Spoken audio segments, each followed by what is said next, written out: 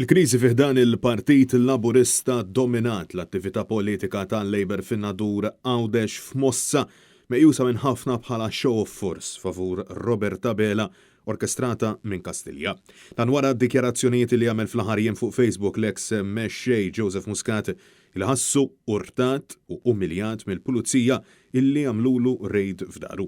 Instigati minn dawk qrib Abela matul l-attività dawk preżenti għajtu Robert bil-kandidat Rebecca Buttigieg u l-membru parlamentari Ewropew Alex Aċus-Saliba itennu messaġġi ta' eloġu favur il-lider wara dak illi seħ f'Burmarrat. Minna l-oħra matul l-attività l-kellima njoraw għal kollox lil Joseph Muscat u anke l-kisba li għamlet Roberta Mezzola li kisbet din il-ġimgħa l-pajjiżna bil-vot qawwi li kisbet għall-Presidenza tal-Parlament Ewropew.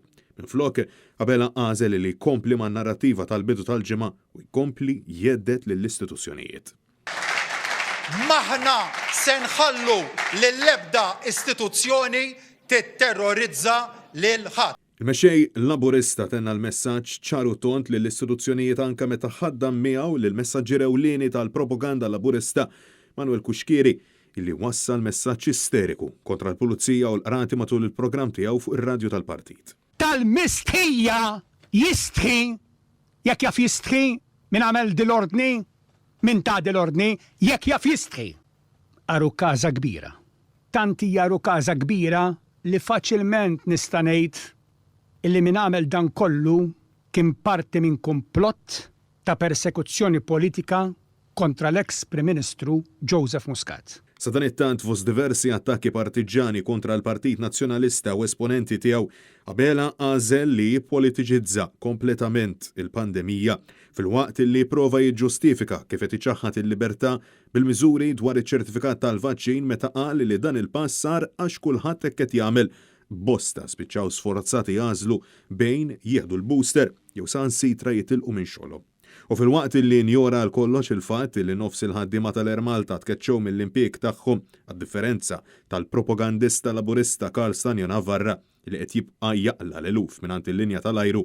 Abela insista li l-Labor dejjem kien qrib in-negozji dan ftit jiem biss wara li l-ex Chief of Staff tiegħu u l-Ministru preferut ta' Abela Clyde Caruana laqqamhom komunisti.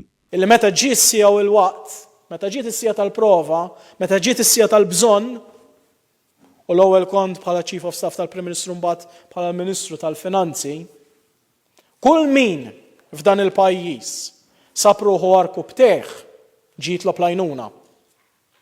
Ma jistax fi żmien il-bżonn inkunu kollha komunisti, u mbagħad fi żmien meta l-bejja tkun sejra tajba kulħadd kapitalist.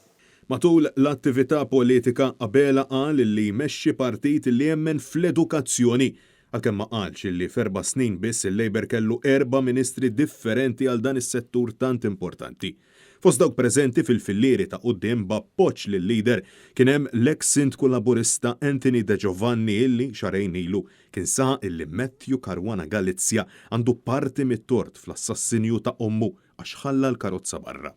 Matthew Caruana Galizja għamel żball kbir li kien kontribwixxa fuq il-tommu. Għaz wieħed l-għandu jitkellem dak. Kontribwixxa fuq il-tommu ġiġi. Mela il-karozza mhux ħallija barra. Sallum la Robert Abela u lanqas ħadd fil-Partit Laburista ma kkundanna kliem l-ex sindku u llum opinjonista mażul minn Kastilja biex jiddefendi lil-Labor.